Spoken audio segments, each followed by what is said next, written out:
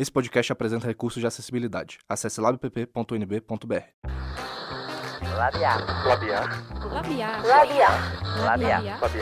Labiar. Labiar. Labiar.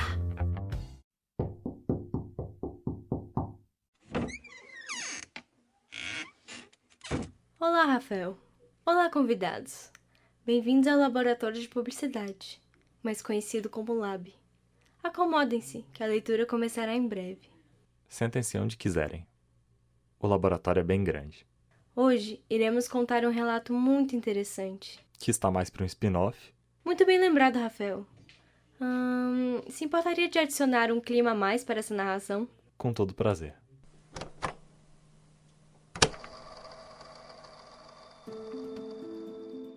Este relato traz um pouco da mente de Mia Parson, uma das crianças Parson, do livro 1984. Vamos à história? Deixe-me ver... aqui está. Devemos adicionar talvez um tom de voz para Mia? Acredito que seja interessante para entrarmos mais na história. Muito bem, então vejamos. Que tal essa? Talvez não. Mia me parece ser um pouco mais... Jovem? Tem toda a razão. Que tal essa? Essa aqui está de bom tom? Sim, essa está muito mais de acordo.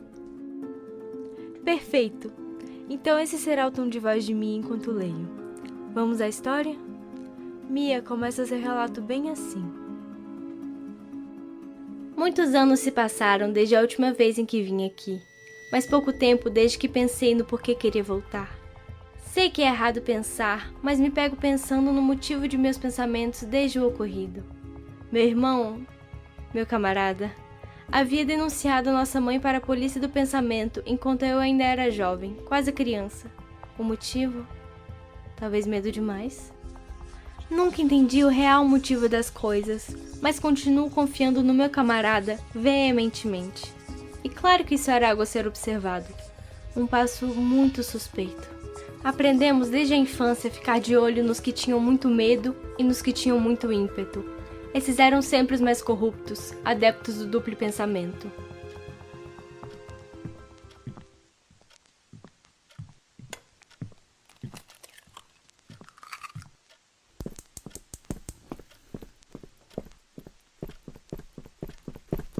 Mãe, o que você tá fazendo? Eu só tava fazendo o almoço, querido. Vá para o seu quarto, sim? Não quero ficar no meu quarto. Posso assistir o Enforcamento semana que vem? Não era nada intrigante que uma hora ela fosse ser vaporizada.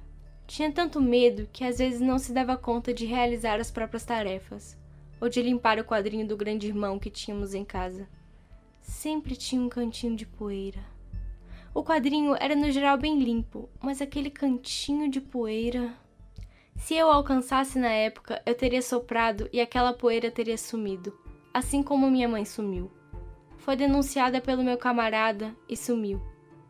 Desde então me pego pensando. Penso também aonde foi que aprendi a pensar. Meu camarada nunca pensa, nunca pensou e nunca vai pensar. Sempre agiu com clareza e eficiência. Não precisa pensar. Sabia como agir. Um dos motivos pelos quais sou muito boa no que faço. Por que eu não posso assistir o Enforcamento? Por que você nunca deixa? O que você tava realmente fazendo antes de eu entrar aqui, mãe? Estava fazendo o almoço, querido. Por que você se assustou quando eu cheguei? Você chegou de repente. Havia até esquecido que estava aqui, com seu pai e sua irmã fora. Por que você se assustou quando eu cheguei? Desde pequena já seguia e denunciava quem eu achava suspeito pelas ruas. Depois que entrei para os espiões, fiquei ainda mais minuciosa. Olhava cada cantinho e percebia cada ato. Depois que minha mãe desaparecera, fiquei muito mais próxima do meu camarada. Só sobramos eu, ele e nosso pai. Comecei a seguir seus passos. Sempre admirei sua devoção ao grande irmão. Mia cresceu muito bonita e um pouco revoltada com isso também. Achava inútil reparar em sua aparência. Assim como seu irmão, entrou para a Polícia do Pensamento com 19 anos. Fazia diversos trabalhos voluntários e entrou também aos 20 para a Liga Antissexo. Alguns termos podem não fazer muito sentido, mas são termos muito presentes na época e contexto que Mia vivia. Por exemplo, a Liga Antissexo era uma organização mais radical, por assim dizer. Eram em prol da castidade permanente e que a procriação deveria ser feita através de inseminação artificial. Já a Polícia do Pensamento eram aqueles que fiscalizavam as pessoas que pensassem e agissem contra o Estado totalitário. Mia foi designada várias vezes para fazer patrulhas pelas ruas e praças, para ver se tinham movimentações suspeitas. Aqui ela cita: toda vez era a mesma coisa. Andava pelas ruas, às vezes observava algo, às vezes não. Já estava ficando monótono, chato.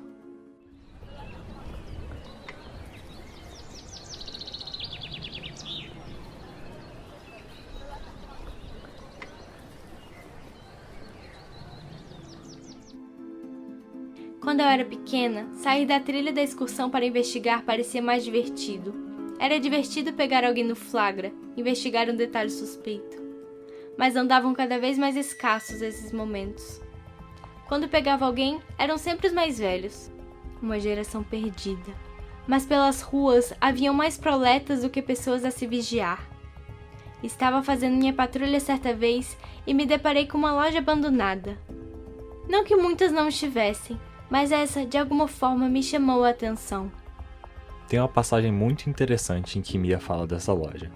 Sim, muito bem lembrado. Onde está? Onde está? Onde está? Ah, aqui. Achei. Era uma loja velha, com coisas velhas dentro. Coisas que eu nunca tinha visto antes. Fiquei olhando a vitrine por tanto tempo que poderia ser considerada uma atitude suspeita. Queria entender o que tinha dentro daquela loja. Observava os objetos e tentava imaginar a funcionalidade deles. Alguns claramente eram luminárias, outros... não tenho certeza, mas tinham pedras e outros objetos irreconhecíveis. Tive que patrulhar mais algumas vezes por aquela área, e sempre tentava observar mais um pouco. Depois disso, meu local de patrulha mudou, e eu nunca mais consegui voltar à loja. Poderia me ajudar a continuar a história, Rafael? Creio que esteja na hora de uma pausa para a água. Com prazer, Laís. Mia tem muitas outras passagens sobre suas patrulhas e sobre a própria loja. Me chama a atenção um grande nível de detalhamento que ela tem em suas observações. Quase como se visse tudo minuciosamente, percebesse cada detalhe. Relata também um período de sua infância em que saiu escondida de um passeio, convencendo duas meninas a acompanhá-la e seguir um desconhecido, apenas por conta dos sapatos que o homem usava. Julgou serem muito esquisitos. Fala, nesse relato, que seu pai nunca havia ficado tão orgulhoso.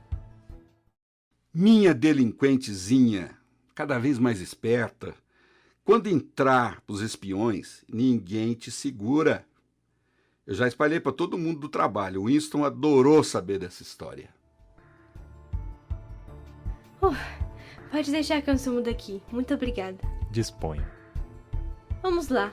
Gostaria de ler para vocês agora o início da ruína de Mia. Começa bem aqui. Muitos anos se passaram desde a última vez em que vim aqui, mas pouco tempo desde que pensei no porquê queria voltar. Minha patrulha ainda é longe daqui, mas eu precisava voltar. Não sei bem o porquê, mas precisava. Algo nessa loja me encanta e me desperta algo que eu precisava levar para frente.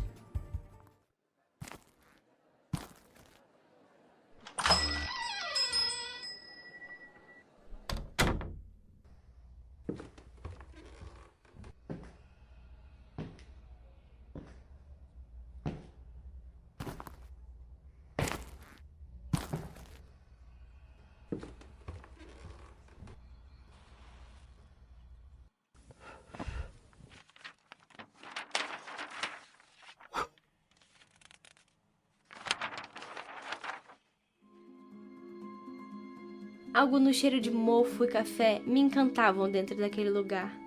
Me parecia divertidamente perigoso. Ah, se meu camarada me pegasse aqui, seria dilacerada, reduzida a pó. O pó que se misturava com as coisas da loja. Fui analisando cada canto, ainda procurando finalidade para cada coisa. Parei para pensar se devia. Parei para pensar se era tudo errado aquilo. Mas pensar era errado. Me sentei, peguei algo que parecia ser um caderno. Nunca tinha visto um de perto. Não me aguentei e abri. Lá haviam histórias das mais diversas, de malfeitores do Estado e algo que pareciam ser protestos a favor do pensamento crime.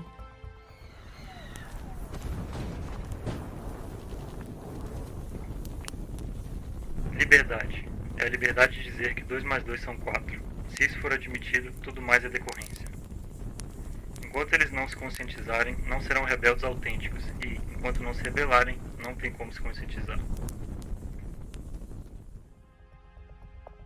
Ah, me deliciei.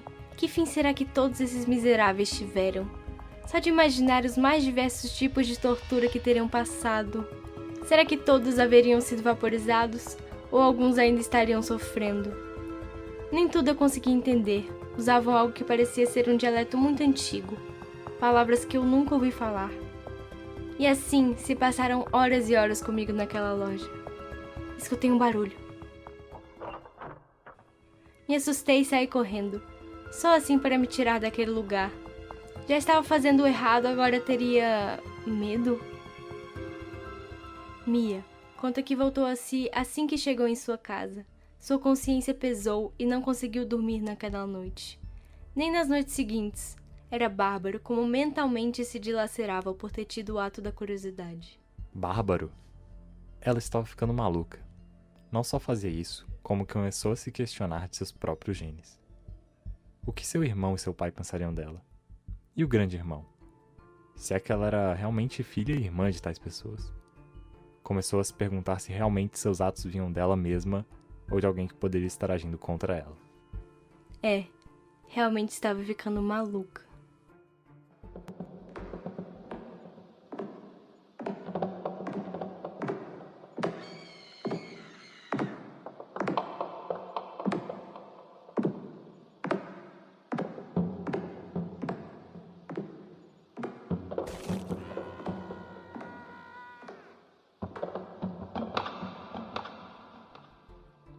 Aqui estou, caminhando em uma pré-morte. Quem morreu? Mas para quem irá morrer? Estou diante da minha própria morte. Virarei uma despessoa, e com razão. Me denunciei, pois não cabia em mim a vergonha de meus atos. Corredor escuro, quase claustrofóbico. Parte de mim sente curiosidade de saber o que tem no final disso. Saber por quais atrocidades as pessoas com duplo pensamento passavam. Ah, mas que suma de mim essa curiosidade que me colocou aqui em primeiro lugar. Até logo, grande irmão. Até logo, meu camarada. Meu irmão. Mia não morreu. Há relatos posteriores a esse acontecimento e relatos inclusive do que pode ter acontecido durante essa tortura que ela cita. Esse último trecho tem umas palavras bem estranhas, né? Algumas coisas ainda estão na nova fala. As palavras, muito reduzidas com a perda de sinônimos, antônimos, expressões. Tivemos muita sorte de conseguir esse exemplar. E ainda mais estando traduzido. Pelo menos em sua grande maioria. Bom, mas por hoje é só isso que viemos contar a vocês. Sinto informá-los, mas terão que deixar o laboratório em breve. Mas se quiserem voltar, temos muitas outras histórias esperando por vocês. Mas antes de irem, temos algo que talvez vocês possam se interessar. Atenção, isso não é uma publi. Isso não é uma publi, mas recomendamos aqui alguns livros brasileiros com essa temática distópica, que para quem gosta desse gênero literário, são uma ótima opção de conhecer ainda mais literatura nacional. Não Verás País Nenhum, de Ignacio Loyola de Brandão, fala de um universo em que nosso país é entregue às multinacionais e desertificado, sem água e sem alimento. Quem acaba comandando isso tudo é a hierarquia onipresente e invisível do Estado, que no caso é o esquema, movido por corrupção e jeitinhos. Admirável Brasil Novo, de Rui Tapioca, é um romance que se ambienta no Brasil de 2045. Nas palavras de Cristóvão Tesa, é a representação de um imaginário poderoso sobre o Brasil, que não pode ser desprezado. O que realmente mete medo é a ideia de que a democracia é um regime fracassado e incapaz, de que os brasileiros votam mal, e que nós, Não dispomos de meios de salvá-los, senão os imaginados há 50 anos para, então, começar de novo. E por último, Cyber Brasiliana, de Richard Jaggs. Essa distopia inverte o eixo de poder do mundo com a relevância do Brasil, mas que penetra o universo cyberpunk com seu hipermundo, possibilitando uma realidade alternativa. Esperamos que vocês gostem das recomendações. E esse foi mais um episódio do Labiar, o podcast em comemoração aos 20 anos do Laboratório de Publicidade e Propaganda da UNB. Hoje, trouxemos uma releitura do livro 1984, de George Orwell. A obra original fala sobre Winston Smith, um homem que vive na distopia totalitária inglesa e que recebe a tarefa de perpetuar a propaganda do regime através da falsificação de documentos públicos, de forma que o governo pareça sempre correto. Winston fica cada vez mais desiludido e miserável e acaba começando uma rebelião contra o sistema. Obrigado por ouvir o nosso Labiar, e até o próximo episódio. Esse podcast possui versão acessível. Produção, projeto legendagem e leitura fácil do Instituto de Letras da UNB. Acesse ladpp.unb.br.